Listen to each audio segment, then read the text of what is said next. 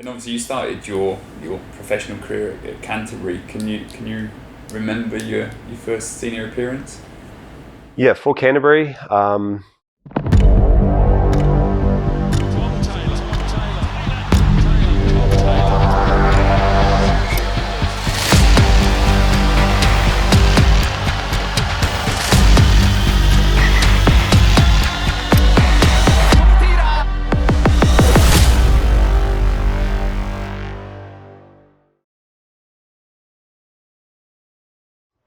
Yeah, stupid. It feels like a long time ago now. Yeah, Canterbury. I think I was like 20, 21. Yeah. Yeah, I was just super nervous for both my Canterbury game and my Crusaders game. I was just nervous. I was young, like it's pretty like surreal, like playing with players. I'm like, quite like I'm looking around the changing room and I'm just like, man, these guys are the ones that I used to look up to. I was just nervous and young and excited. And how did your first appearance come about? Was it on the back of an injury to a more senior player, or was it just sheer you've been working hard in training and the coach wanted to give you an opportunity? I think just working hard. I was like, I'm just going to work really hard and just show the coaches that I want to be out there, like I'm improving, and I just got given an opportunity. Like I suppose I just took those opportunities.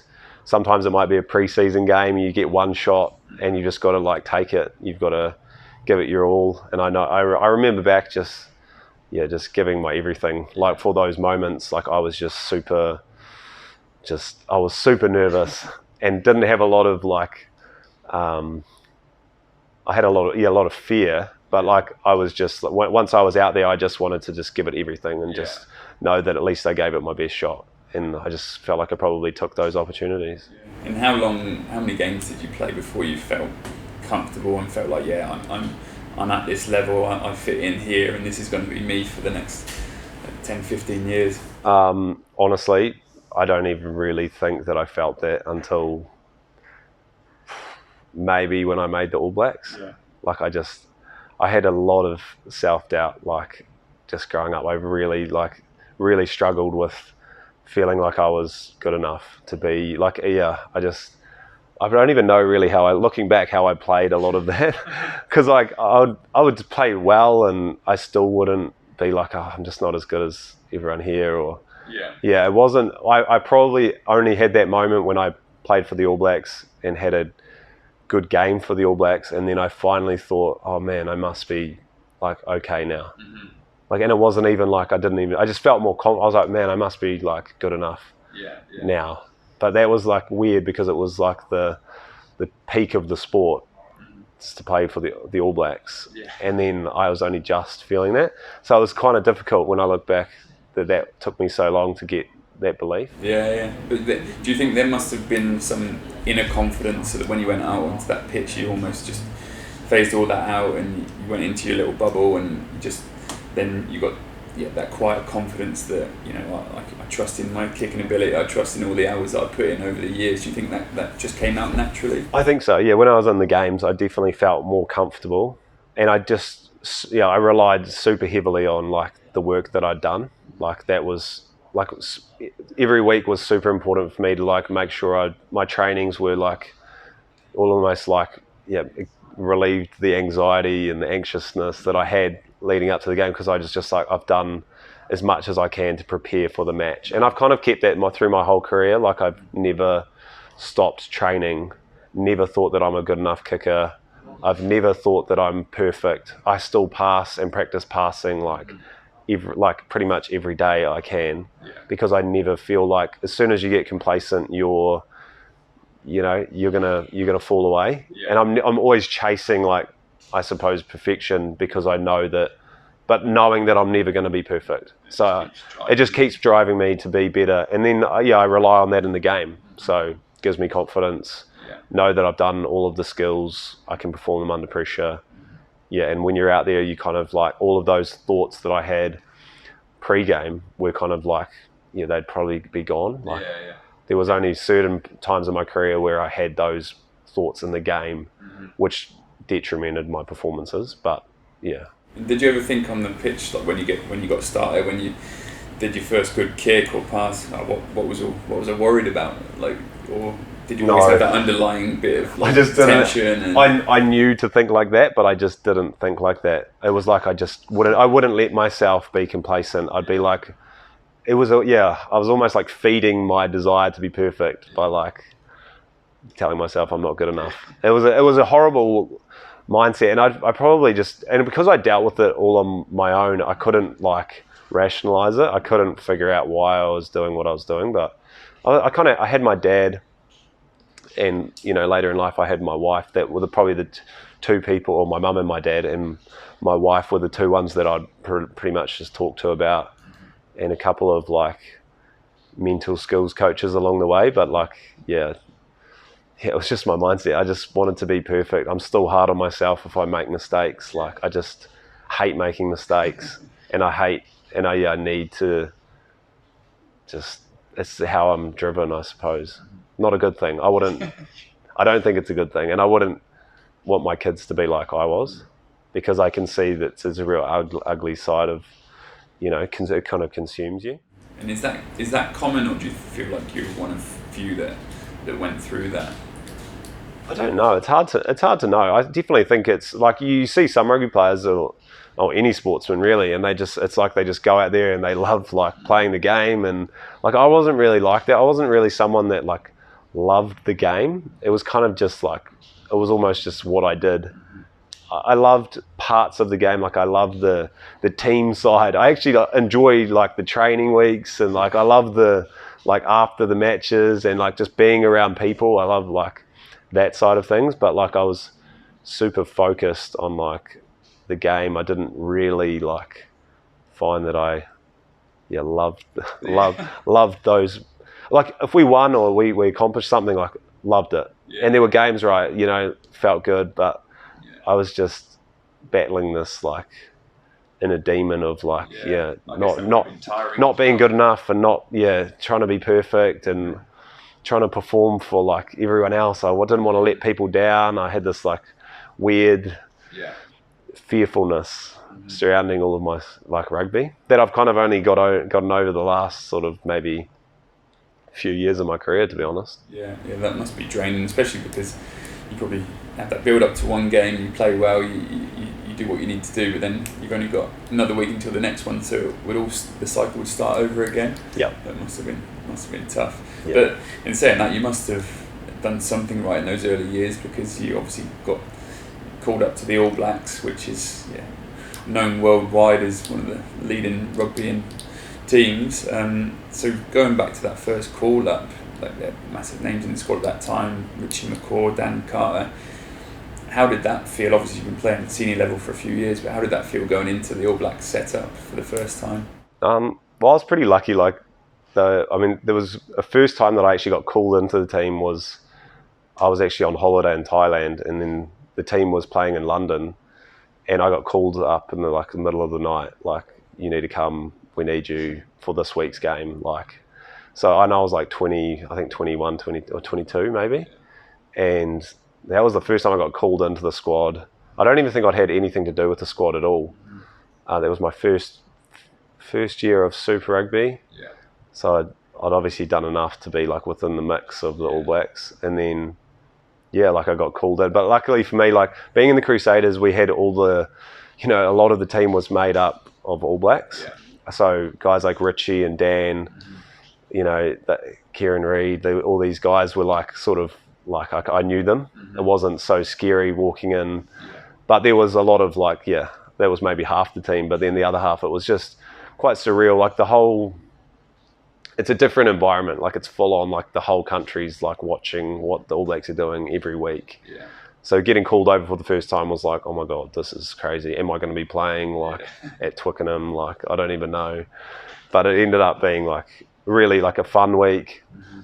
I was, super nervous, super young, shy, but like that environment's a really great environment. It really just, like, everything is just designed for you to perform. Like, the food you're eating, there's nutritionists, there's mental skills, there's, all the coaches, they're all having meetings with you. It's full on, but it's like, it's really like almost an exciting way. And because you're staying with the team all week, like everyone's just there. Yeah. So, and then you get one day off, you have a lot of fun, like you try and relax a little bit.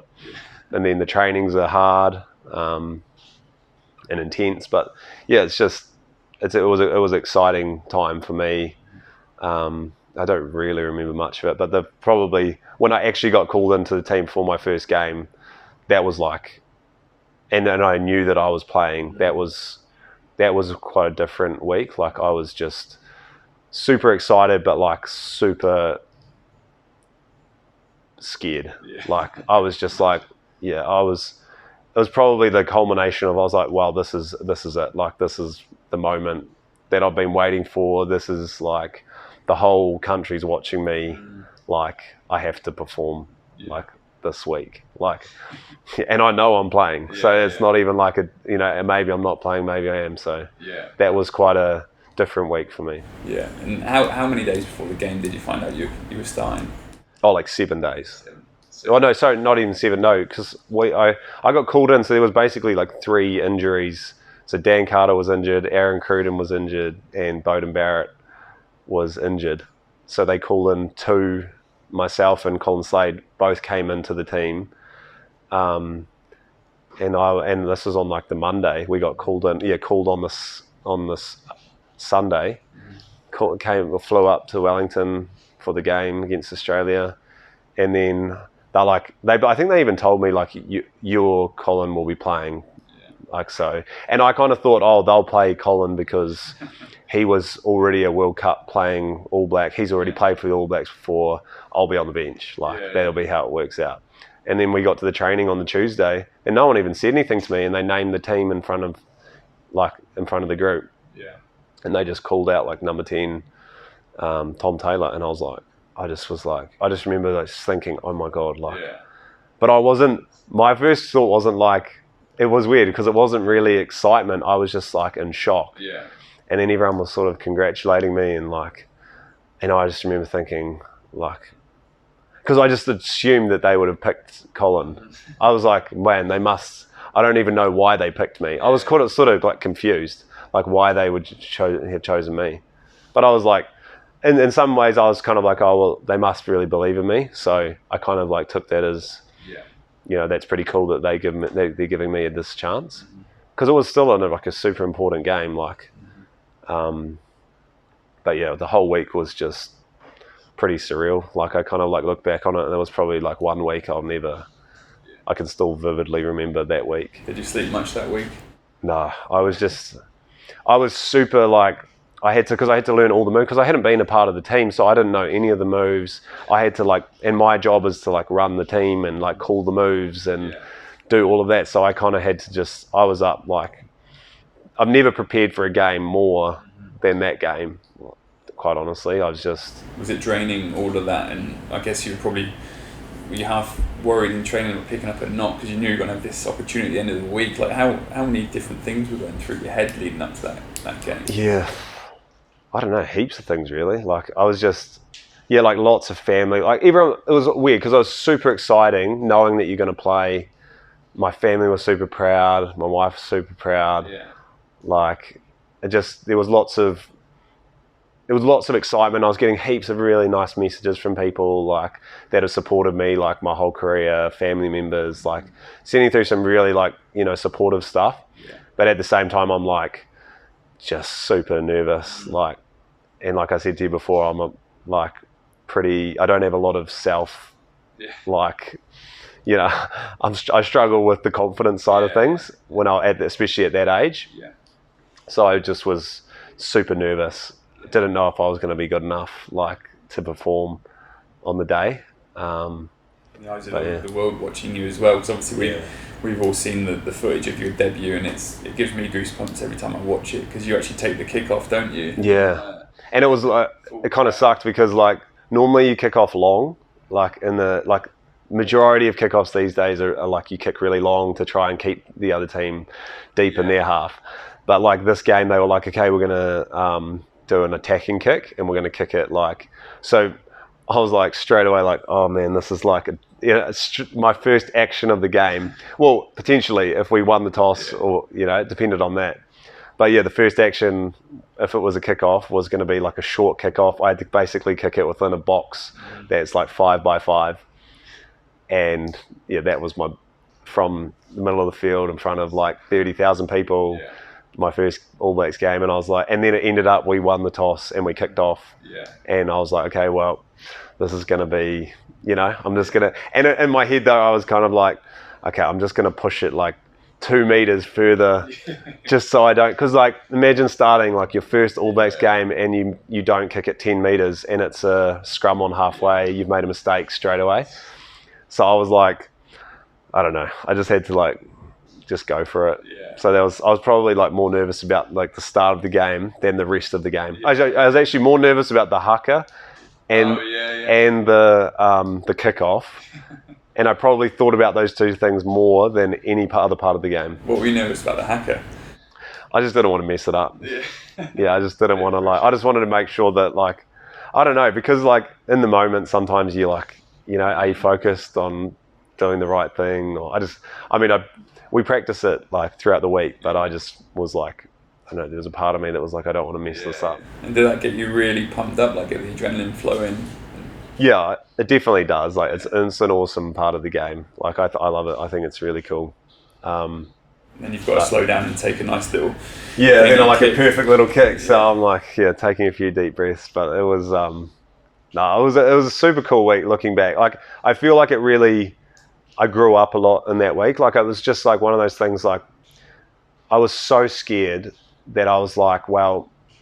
Like for me at that time, it was like that. It felt like life and death. Like that. That's how much pressure I put on myself to perform, because I felt like I didn't want to let anyone down, or I didn't want people to think I was a bad player. Those were the thoughts that I think about. Was all these exterior things that I look at now, and I'm like, could I bother about what everyone thinks of me? Just like it's a game. But in my head at that time, that's how how I was, my thought process. Yeah, it's crazy what your mind can do. Because even like I play at a lowly level, but you still you don't want to stuff up for your teammates, for the few people that are watching. And I often think about at a really top level like yourselves, the little moments. And I guess I want to ask you, you've done the warm up for you're going to make your test debut for the All Blacks, and you've got that period, 10-15 minutes, whatever it is, when you go back into the changing room. So for that period, what kind of things were you thinking, knowing that you were going to go out there and potentially take the first kick through the haka? And